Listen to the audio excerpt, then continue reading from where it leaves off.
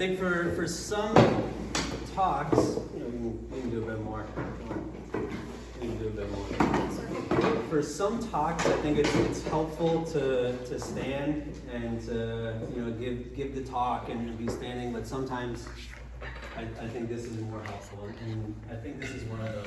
I don't want to make it seem like I'm talking at you, like I'm like this kind of guy above and this thing, but I just want to talk with you guys about something. I have everything written down. I try to do a lot from memory, but a lot of what I'm going to say I think is very important.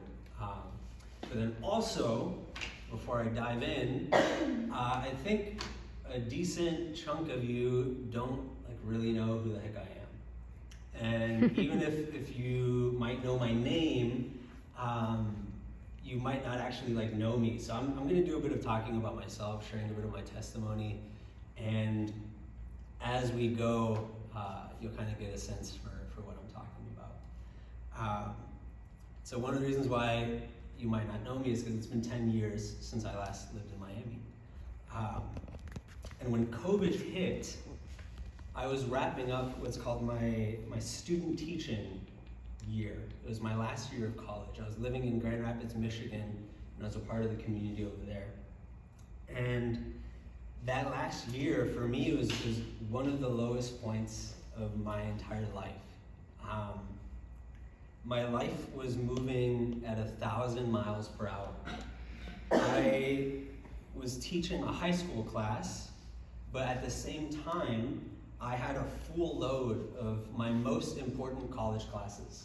And college is not cheap, just wait for that. It's a blessing. And I wasn't being paid for teaching. I was actually paying to do that. You pay for college, and it's similar to an internship. I had no time to work. And what that meant is I had little to no money. I was paying for housing, for my food, for utilities, everything. I was paying for everything. I was living on my own. I was heavily involved in the community there, and I was trying to serve both in the community and in UCO, or University of Christian Outreach, if you don't know what that is. I was also trying to build a friend group outside of community with my classmates. I love rock climbing, so I was a part of a rock climbing gym over there, and I was starting to build a friend group with some climbers there. When I wasn't doing these things, with the little time that I had, I assume like many of you, I would just scroll, and I would watch Netflix, and I'd binge, and it was just endless. I was under so much stress in every area of my life, and I was living in a constant state of mid to high grade anxiety. And it got to a point that I thought to myself, I'd never had this thought before. I never had this thought before. And in middle school, I dealt with depression, I dealt with bullying, a bunch of different stuff, but in this time, I thought to myself, if I have to deal with this for one more week, I'm gonna snap. I can't take it. I'd never had that thought before. And that week, I believe I thought that on Monday, and that Wednesday, COVID hit, and it shut everything down. And for many people, COVID was awful. People, and it's still going on. People lost their lives. People are losing their lives. But in some ways, for me, it was a gift. I wasn't able to handle the pace that my life was moving at. And God just, in a strange and magnificent way, just allowed it to all slow down. I really felt like I was drowning. And through COVID, I was able to get my head out of the water and take a breath. But then, after a little bit, I became an actual teacher. I started teaching. And the pace of my life increased dramatically, and I started drowning even more than before. And I think many of you, or most, or maybe all of you, can probably relate to some of what I was feeling, maybe all of what I was feeling. My students I taught middle school, I taught 7th and 8th grade, world and US history. My students, they definitely knew what I was feeling.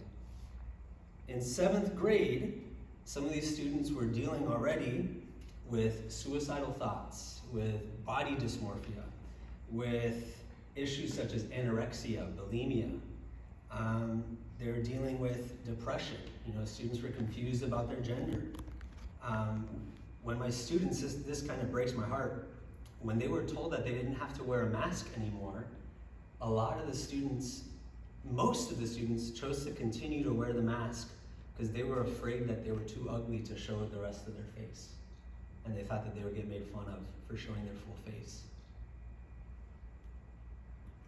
And like I said earlier, I dealt with my own stuff in middle school, but man, it's on a different level. And why the heck? Why are we experiencing this? Why is it this way? Why does it seem worse? I think a big reason, not the whole reason, this isn't it, but I think a big reason is the speed at which technology has increased. And I think in a big way, social media plays a part in this. Every minute of our attention is being fought for right now, at this very moment. Every little or big news story that happens in every part of the world is thrown at you, it's thrown at your face. And you're told that you have to care about it. You have influencer culture, and it's led us to believe that a majority of people, not just a few people, but everyone, is living this life of luxury. They're always traveling to these exotic places that look super gorgeous, or they're always eating at the best restaurants, or they're always wearing the most fashionable clothes. And we're told that this lifestyle is really attainable, that you actually need to work for this. There are these side hustle experts I see all the freaking time on Instagram or TikTok, and they tell you the secrets of how to become a millionaire by the time you're 3 years old. And it's ridiculous. And if you don't become a millionaire by the time you're 3, you're a failure, and it's because you're lazy and it's your own fault. And not just strangers, but we see maybe our friends' stories. We see our friends' posts, and that can sometimes hit a bit worse, because maybe they went out somewhere with some people, and you see that, and you weren't invited. And then there's that sense of exclusion. There's this idea of, have you heard of FOMO? Fear of missing out, F-O-M-O, FOMO. That's a huge thing that people are dealing with, and it's been going on for a while. We feel more and more excluded, isolated, insignificant, worthless. And it's not just my middle schoolers, it's not just, I assume, some of you, adults are feeling this, full-grown adults in the 30s, 40s, 50s, 60s, 70s, 80s, they're feeling this. And it's overwhelming for adults. It's overwhelming for me. And I think it's even more so for the younger generation. And our life is filled with so much noise that we can't take it. And really, it's not supposed to be this way. In 2016, way back when, all the way, we can remember all the way back then, this guy, Andrew Sullivan, wrote an article for New York Magazine. And the article is titled, "I Used to Be Human." And he warned in his article an endless bombardment, an attack, an onslaught of news and gossip and images has rendered us manic information addicts. It broke me, it can break you too.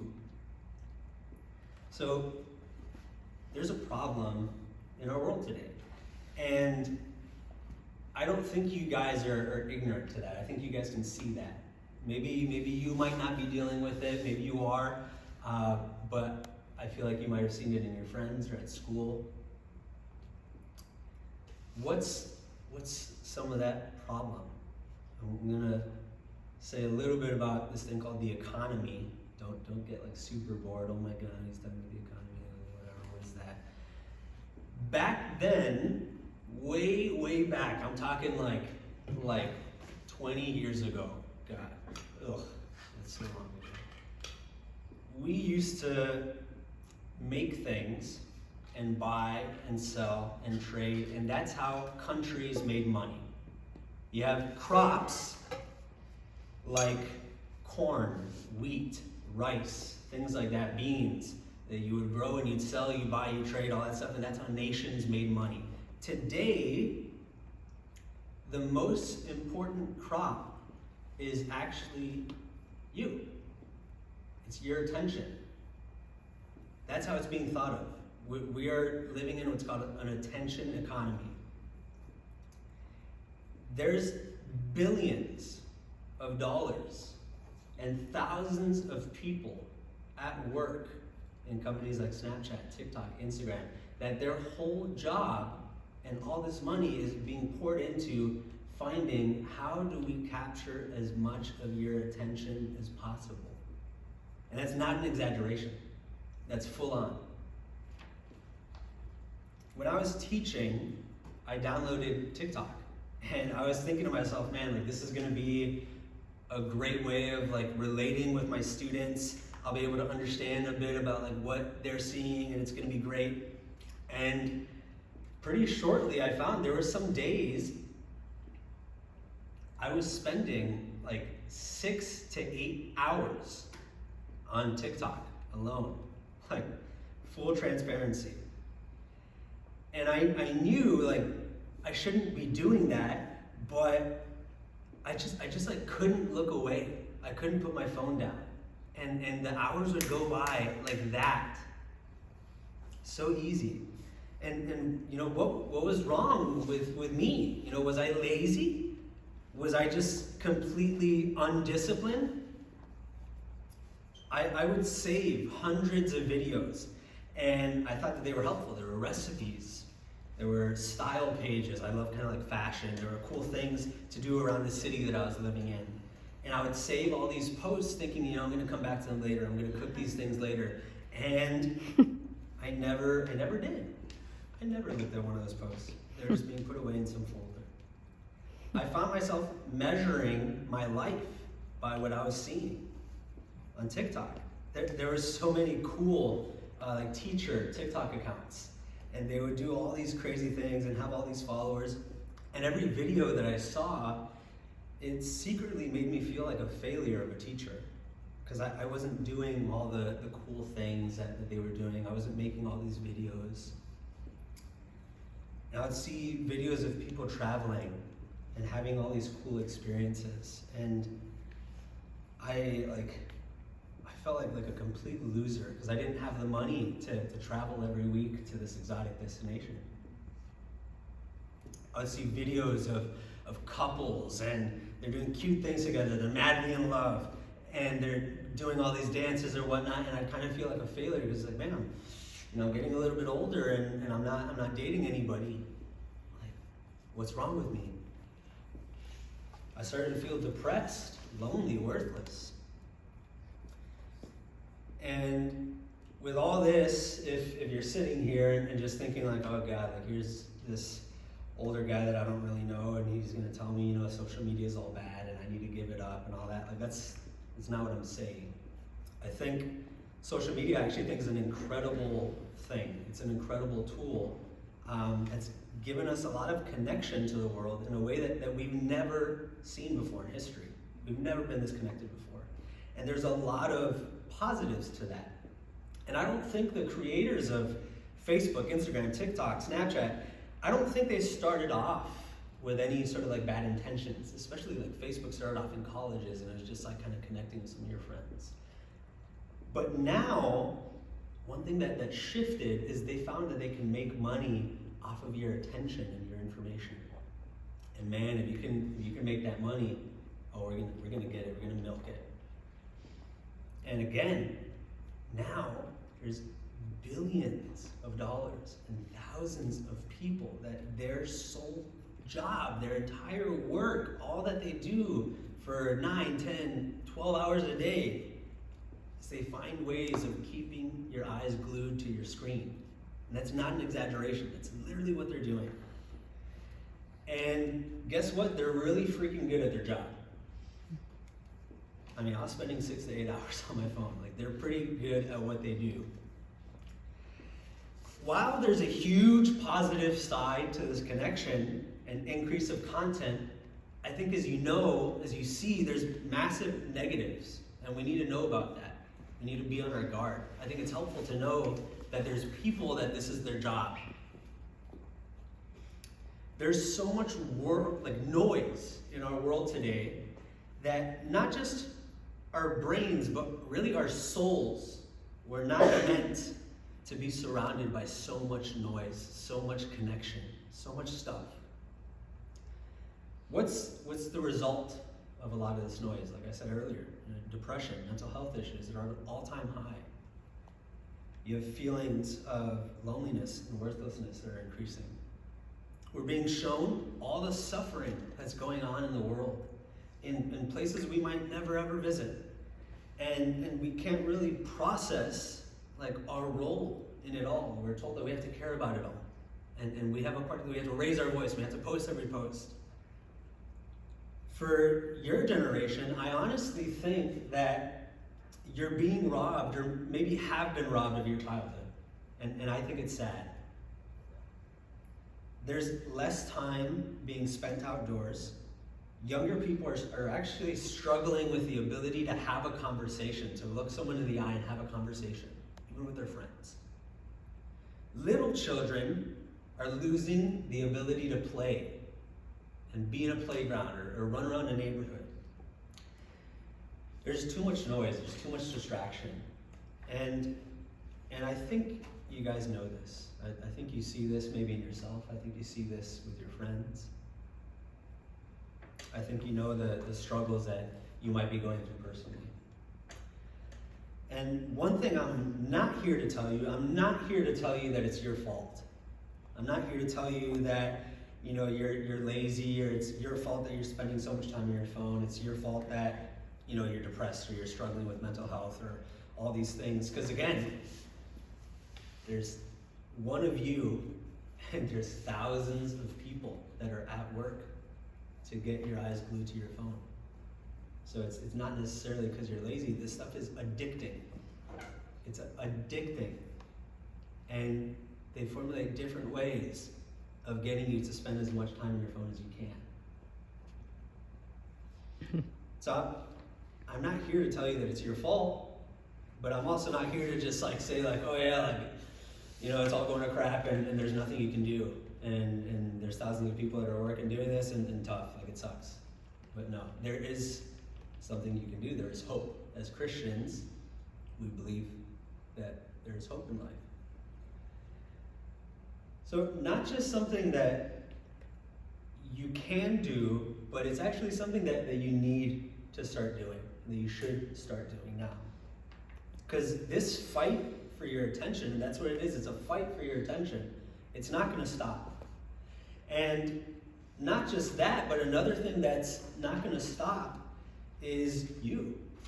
We're in high school, we're in middle school right now, and soon you'll be in college. Soon you'll graduate and you'll be full-on adults. It's kind of freaky to think about. And that fight for your attention is one that you need to start fighting now. I had several conversations with my students. I would talk to my students about this stuff all the time because they were dealing with real stuff, man, and they needed help. And this isn't just a Christian problem. This is a problem in our world with everybody. But as Christians, we need to know that there's a deeper issue here than just kind of the noise and the distraction. So what's the deeper issue? Let's look at the Bible. So 1 Kings chapter 19, verses 9 through 13. There he came to a cave and lodged in it. And behold, the word of the Lord came to him, and he said to him, "What are you doing here, Elijah?" He said, "I've been very jealous for the Lord, the God of hosts.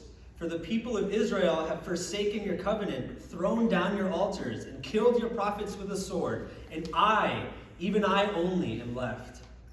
And they seek my life to take it away. And he, God, said, "Go out and stand on the mountain before the Lord." And behold, the Lord passed by.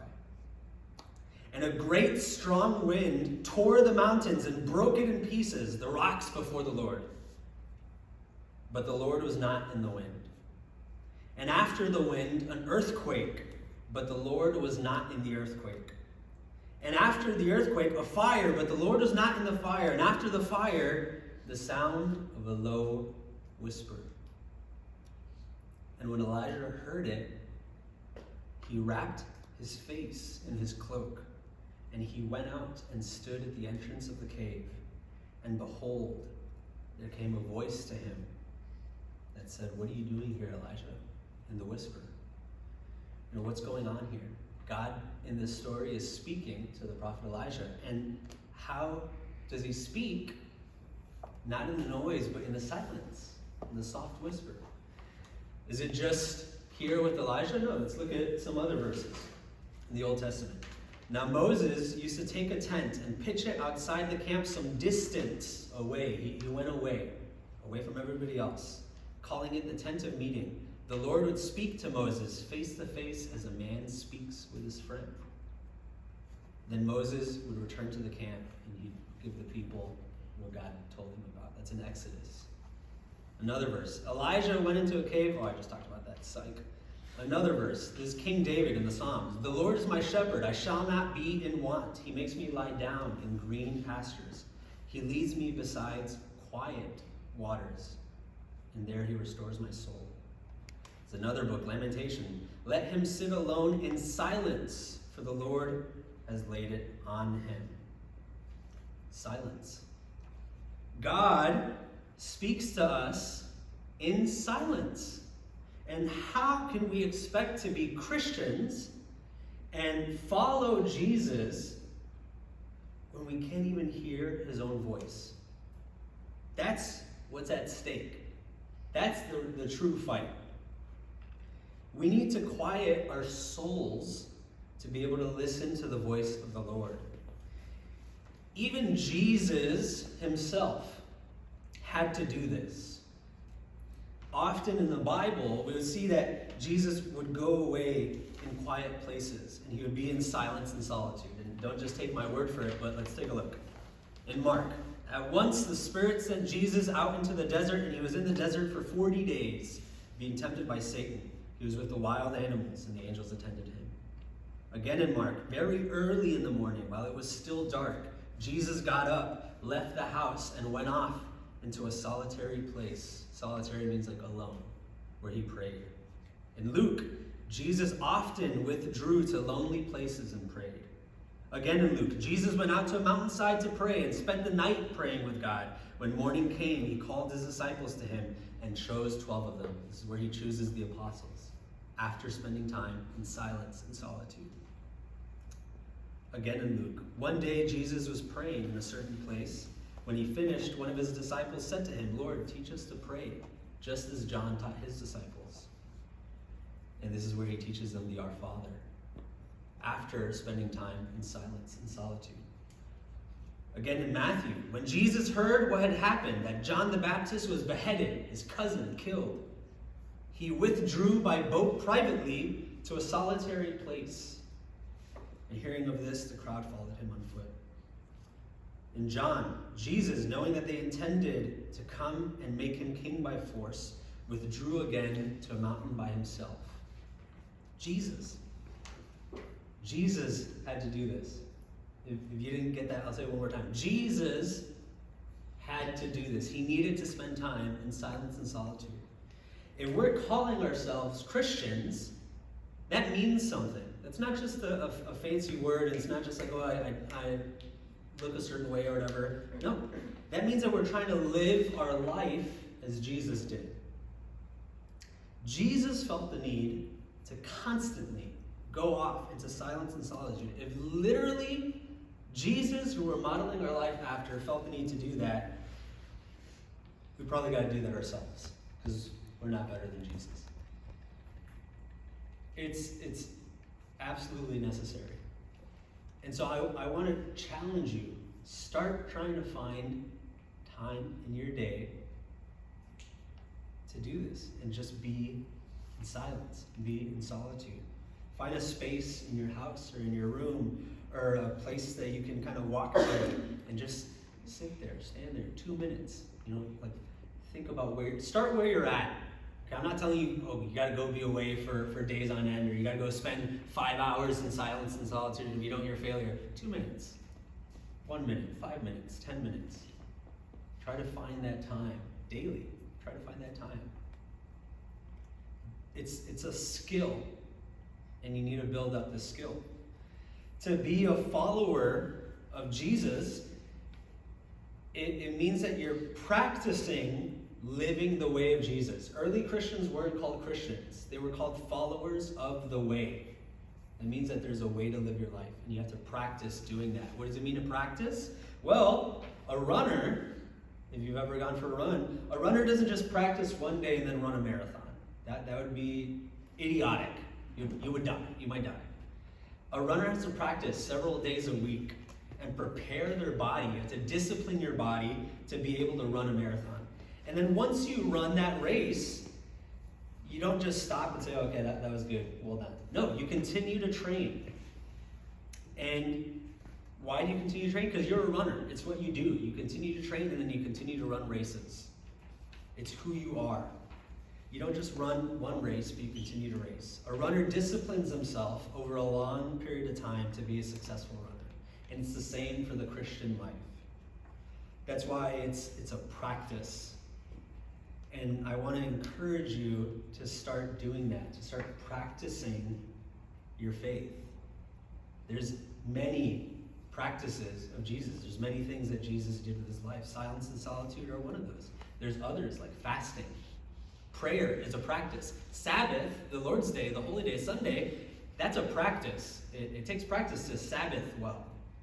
Almsgiving, when you give away your money to the poor, that's a practice. That's all stuff that you can look into, but I think for right now, for your generation, a super crucial thing that you need to look into is the area of silence and solitude. There's so much noise in our world today. And many, if not most Christians, I think they're struggling to hear God's voice. I hear from so many people, I don't really hear God. God speaks in the silence, and we need to be comfortable with the silence if we can ever hope to hear God's voice. One thing that I've been doing with the young professionals, the people kind of in college and up, I take some time during our worship time. I say, we're gonna stand here for 2 minutes and just be in silence. And it's uncomfortable. If you've never done it before, a minute feels like an hour. And you start looking around, your mind starts going, and that's totally fine. That's fine. You have to start where you're at. But you need to start. I'm going to give you some ways of starting, some resources, but I kind of want to ask you, I've been talking for a little bit. Are we fine if I shared a little bit of my testimony with how this has happened in my life, or would you rather I move on and wrap up? How are you feeling? You're too sleepy, or are you fine? Now's not the time for silence. That comes later. What? Are we good? 2 more minutes? 3 more minutes? Is that fine? Yep. Okay. So for me, I'm not just telling you this stuff and then just saying yeah, go do that. I try to do this. I'm trying to live this out. For the last 4 or 5 years, I've been trying to practice the way of Jesus very seriously. And I still struggle. Right before coming over here, I was scrolling through my phone. I was like, oh crap, it's been 20 minutes. I need to get off. But how has this impacted me? I read a book that I'm going to show you in a second. I'm going to show you some resources, some ways you can start looking into this. And this book introduced this idea to me. And it introduced the hurry, the noise in the world, and it changed my life. And that's not an exaggeration, real talk. That changed my life. And it showed me man, I need to start caring about this. And when I started looking into slowing down my life and eliminating the noise, wild stuff happened. I was living in Grand Rapids for 9 years of my life. I was living in Michigan. And I felt like I needed a change. All this stuff with teaching, it was getting crazy, it was getting wild, all the noise and all that kind of stuff. And when I started looking into silence, all of a sudden, go figure, God spoke to me. And there was an opportunity. There was a group of people that were moving to Kentucky, a different state, to start a new community. And I heard God's voice telling me to go and to move. I'd been in this place 9 years. I thought maybe I'm going to live here the rest of my life. And I ended up moving. And I ended up helping get this new community started. And that's where I was last year. And it didn't just stop there. I started meeting people in Kentucky because I was finding time to quiet down my life, and I would start walking and I'd hear God's voice say, hey, go talk to that person. And I would talk to that person, and all of a sudden we'd have a 2-hour conversation. And they would share with me, I had just met them, and they would share with me the deepest stuff in their life, and they would ask me to pray for their family. I ended up experiencing a revival. There was thousands in a town of 4,000 people, over 100,000 people showed up to start prayer. And it went for weeks and weeks and weeks, 24/7. It was wild. And I felt compelled to go there in a moment of silence. In a moment of silence, I found that I was able to actually come visit Miami for Thanksgiving. And as in a moment of silence, I kind of felt God saying, like, oh yeah, you should go do that and go visit for Thanksgiving. I hadn't been here for Thanksgiving in 10 years. And I was like, man, like I'm able to show up, I'll do it. I come here, and my mom has been dealing with cancer for the last few years. And I kind of realized, I thought she was doing a bit better, and I realized, oh no, this situation is actually a little bit more serious. And actually, like not just my mom, but my dad is also struggling a lot with this. And it would be really helpful if I go back and I help out with my family. I wouldn't have heard that if it wasn't for trying to practice this in my life. And so this is life-changing stuff. It's important stuff. And with the practice, it helps to start earlier. Okay, so that's a little bit like, I don't want to just tell you to do this if I'm not actually doing it myself. That's fake. And so I'm actually trying to do this. I'm not perfect, I'm still practicing. It's a lifetime of work. But I'm trying this, and I want you guys to try this with me. And so, one thing I'm gonna do, I haven't told you too much on how to do this, and that's on purpose, because you're starting to become adults. And one thing that means is that you're gonna start having more responsibility in your life. And so, I've kind of, you can't solve a problem until you know that there's a problem. And so we've talked about the problem. I spent 90% of my talk talking about the problem and how I've experienced it. So now you know there is a problem in the world, and that takes responsibility. You have to face it. You have to start practicing. And so, yeah, I'm going to give you some resources. And so I can lead you to water. I can take you to some water, but I can't make you drink it. You have to decide to drink that water. And so I'm going to give you some resources. And I'm telling you, if you look into this stuff, once you start building in silence into your life, you're going to start like noticing a difference. You're going to start noticing like, man, like I actually don't want to spend all the time on my phone. And it's going to be powerful. So do you guys actually, like I've been talking about phones and stuff, do you guys have phones on you? Yeah? Take them out. If you have like iPhones, open up the notes. And if there's people that aren't here, tell them these. For you guys, if you don't have phones, just ask them for this list. So there's some books. These two I've already fully read. This is the one that got me started in thinking about this. This is this pastor in Portland, Oregon, called John Mark Comer, and this book is called The Ruthless Elimination of Hurry. The Ruthless Elimination of Hurry. How to stay emotionally healthy and spiritually alive in the chaos of the modern world. This is like, if you look into any of this stuff, look into this book. This book is phenomenal. There's another book by another pastor, Jefferson Bethke, To Hell with the Hustle.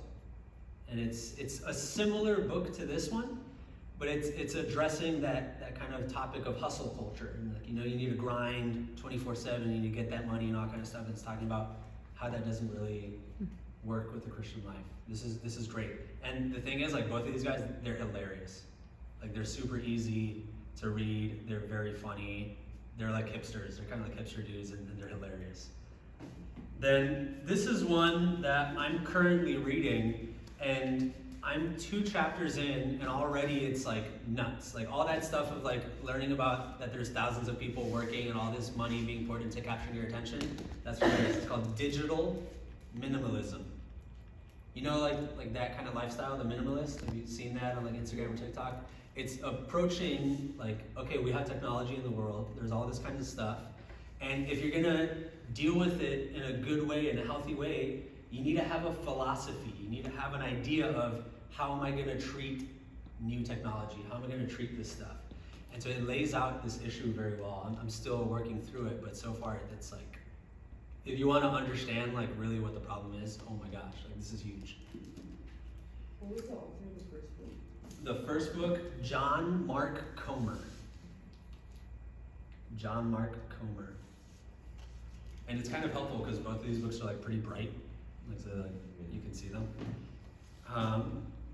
This is Cal Newport, The Digital Minimalism. Another book that I just finished reading like a couple weeks ago. This one is like a little bit more like sciencey, and it's like this researcher. It's called Foolproof. And I didn't really touch on this. Like, there's a lot that I cut off from my talk. Like, there's a ton I cut off from my talk, but this book talks about misinformation. And so right now, like, there's a battle over truth. And regardless of like what side you're on politically or spiritually or whatnot, like whatever religion, like there are people that are being employed to like make you believe false information, and like they're really, really good at it. Like all these kind of like conspiracy theories that you might like, but you might see some of the older people on like WhatsApp share, and they're like, oh my God, like I saw that this was happening. It's like, oh my God, that's not actually happening. It's like, there's people in the world that are actually trying to like do that. And in that book, they go into like, how can you recognize misinformation?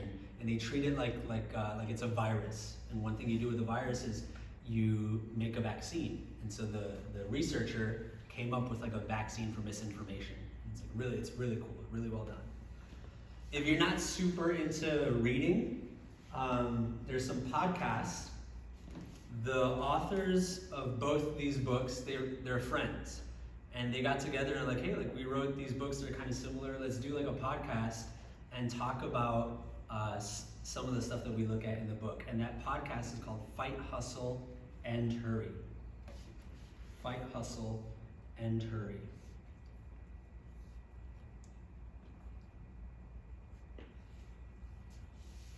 And so you might be able to find this stuff. The digital minimalism, you can find it in the library.